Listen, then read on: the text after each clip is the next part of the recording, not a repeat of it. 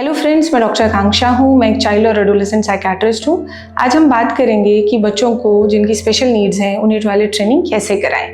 Toilet training 3 headings में समझनी चाहिए। सबसे पहला है बॉडीली परसेप्शन। आपको एक इंडिविजुअल को अपनी खुद की बॉडी से जो फुलनेस की फीलिंग आती है वो परसीव कर पाना या नहीं कर पाना। दूसरा है टॉयलेट ट्रेनिंग के अराउंड जो बिहेवियर है कि मैं अगर इमीडिएटली टॉयलेट नहीं जाऊंगा तो मैं वेट हो जाऊंगा, या मैं अगर फीसेस या पॉटी मेरे कपड़ों में लग रही है या लेग्स पे लग रही है तो मेरे लिए वो अनोइंग है। और तीसरा कि अगर मुझे टॉयलेट पास करना है या पॉटी जाना है तो मुझे बाहर कहाँ जाके और किस पॉस्चर में जाके बैठना है या स्टूल्स पास करने हैं। तो इन 3 हेडिंग्स को समझना बहुत ज़रूरी है, अदरवाइज हम लोग अननेसेसरली बहुत ख़राब बिहेवियर्स को बिल्ड कर रहे हैं। पहले तीसरे से स्टार्ट करते हैं, क्योंकि तीसरा एक वो चीज़ है जो एक्सटर्नली आप मॉडिफाई कर पाएंगे। तो इसके लिए हमें क्या करना चाहिए? पहला पॉइंट है कि आपको बच्चे को हर 2-2 घंटे बाद यूरिन के लिए वॉशरूम में लेके जाना है। शुरू में कोशिश कीजिए कि सिटिंग पोजीशन में जो आपकी नॉर्मल टॉयलेट सीट है, अगर बच्चा बहुत छोटा है तो जो उसकी पॉटी सीट आती है वो, या फिर अगर थोड़ा बड़ा है और जो एडल्ट्स वाली सीट पे वो बैठ सकता है, तो इंश्योर कीजिए कि नीचे एक स्टूल लगाइए और उसके ऊपर बच्चा बैठ के फिर चाहे यूरिन पास करना है या फीसिस पास करना है वो उसी पोजीशन में बैठ के करे। तो अब इसमें इम्पॉर्टेंट है टाइम। बहुत बार पेरेंट्स हर आधे घंटे बाद बच्चे को यूरिन कराने के लिए लेके जाते हैं। मेरे हिसाब से वो गलत है, क्योंकि आपकी ब्लैडर कैपेसिटी फुल हो ही नहीं पाती।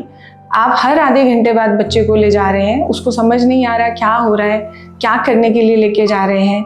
तो हमारा इंटेंट क्या है कि ब्लैडर फुल भी होना चाहिए, तभी वो जाके यूरिन पास करेगा। इसलिए 2-2 घंटे बाद लेके जाइए। अगर आपको लगता है कि उससे पहले ही वो अपने कपड़े गीले कर ले रहा है तो टाइम को नीचे एक स्टेप डाउन कीजिए, 1.5 घंटा कीजिए, 1 घंटा कीजिए। इस हिसाब से आप ऊपर नीचे कर सकते हैं, बट टू बिगिन विद हमेशा 2 घंटे से शुरू कीजिए।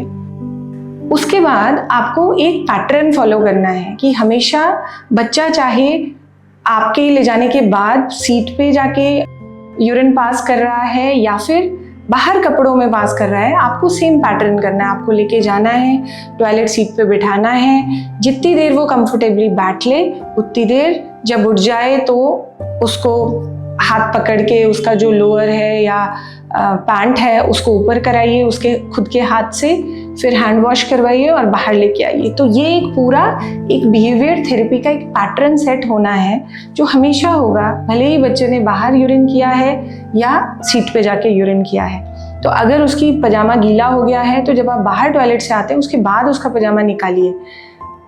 दूसरी बहुत इंपॉर्टेंट बात, इस पूरी साइकिल में अगर मान लीजिए उसने बाहर यूरिन पास किया या बाहर पॉटी कर दी है, आपको चिल्लाना नहीं है, आपको शाउट नहीं करना है, बिकॉज वो एक नेगेटिव अटेंशन आप उस बिहेवियर को दे रहे हैं तो वो बार बार करेगा, छुप के करेगा, बार बार करेगा। आप अननेसेसरी इस बिहेवियर को बढ़ाएंगे।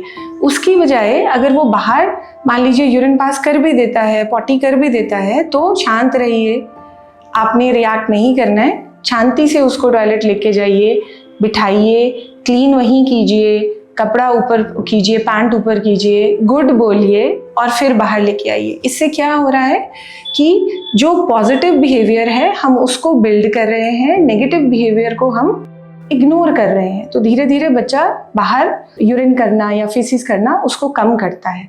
ये है बिहेवियर जो आप एक्सटर्नली सिखाते हो बच्चे को। इसका जो एक नेक्स्ट कंपोनेंट है वो क्या है कि जब भी आप यूरिन या फीसिस के लिए उसको लेके जाते हैं, हमेशा बताइए वो क्या करने जा रहा है।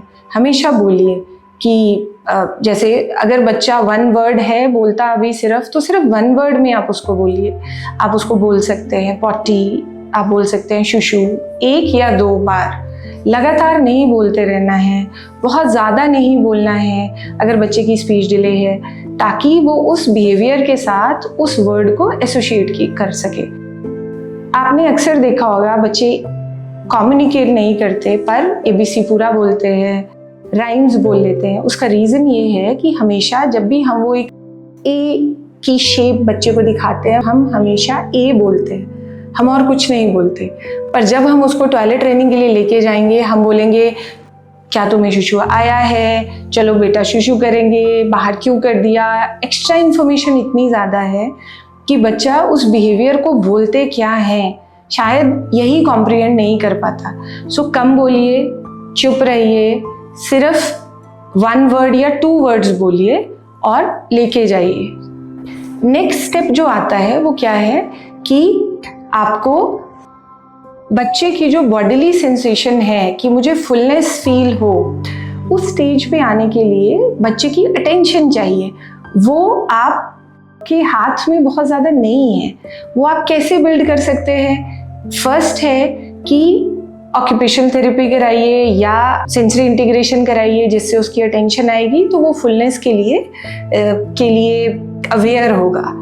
अब सवाल ये उठता है कि हमें ये पता है कि फुलनेस हो रही है, हमें ये पता है कि बाहर क्या करना है, बट हमें कौन बताएगा कि मुझे एक्ट करना है?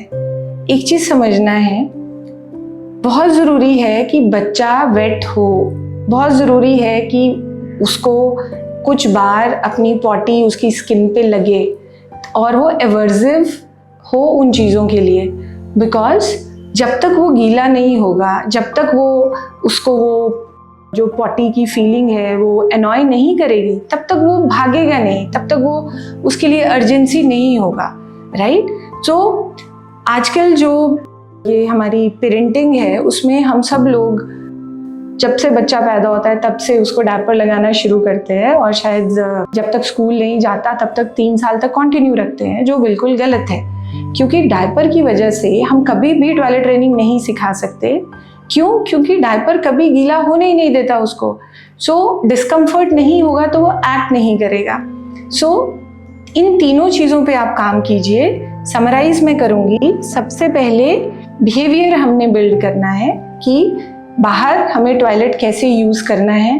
अटेंशन हमने लेके आनी है ऑक्यूपेशनल थेरेपी या सेंसरी इंटीग्रेशन से कि मेरे फुलनेस की फीलिंग आ गई है, I need to act at this time, but why should I act? वो एक मिडल चीज़ है जहाँ पे एक नेगेटिव रीइंफोर्समेंट का प्रिंसिपल काम करता है कि अगर मैं एक्ट नहीं करूँगा तो मैं गीला हो जाऊँगा।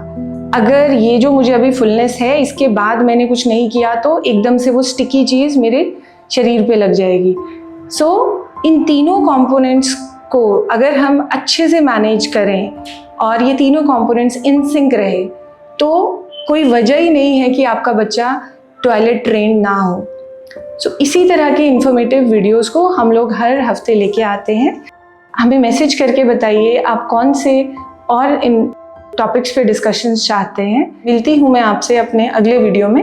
तब तक अपना और अपनी फैमिली का ख्याल रखिए। Thank you.